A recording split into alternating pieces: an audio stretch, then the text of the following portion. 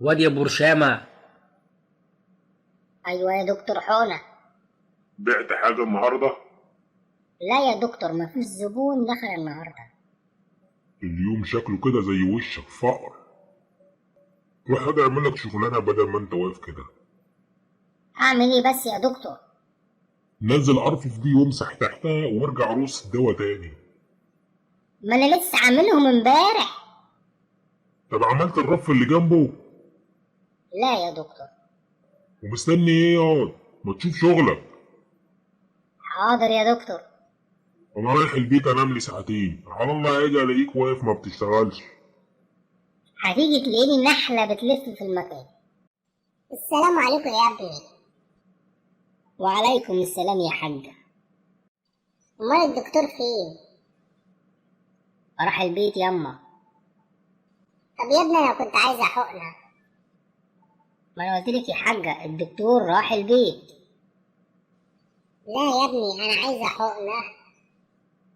ياما ما انا لسه قايل لك راح البيت راح البيت. يا ابني انا عايزة حقنة في العضل. طب مش تقولي كده ياما. عايزة حقنة ايه يا حاجة؟ لا يا ابني ما الدكتور عارفها. ايوه يعني اسمها ايه؟ يوه يا ابني ما قلتلك الدكتور عارفها.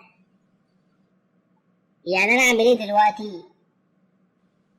تجيب لي الحقنة اللي الدكتور بيديها لي. انهيه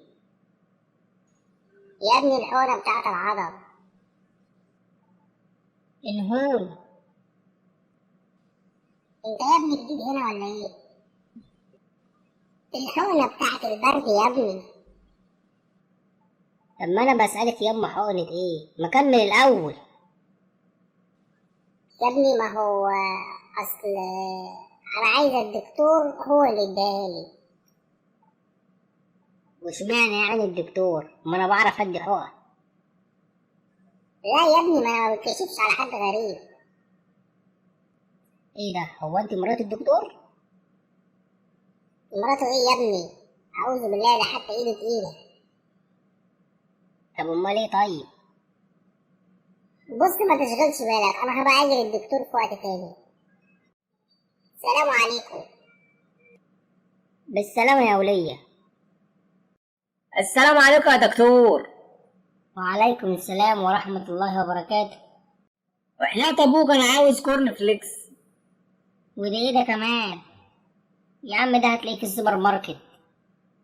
سوبر ماركت ايه يا دكتور؟ انا عايز الدواء. يا حبيبي مفيش دواء اسمه كورن فليكس. يا دكتور البرشامة الحمراء اللي العلبة بتاعتها لونها اصفر فابيض فازرق. كومتريكس. ايوه هو البتاع اللي انت قلت عليه ده. هو كومتريكس ده اسمه كورن فليكس. الله يسامحك يا دكتور. اتفضل يا سيدي. يا رب الدكتور يجي على خير ويستلم مكاني بالاسامي الغريبة اللي هما بيجوها لنا دي. الو، صيدلية الدكتور حونة معاك يا فندم. عندك بزازات؟ يلا يا سيف الاقي القلم علشان اقول له عندي فيقول لي حطها في. وانا ناقص عمل على الصبح.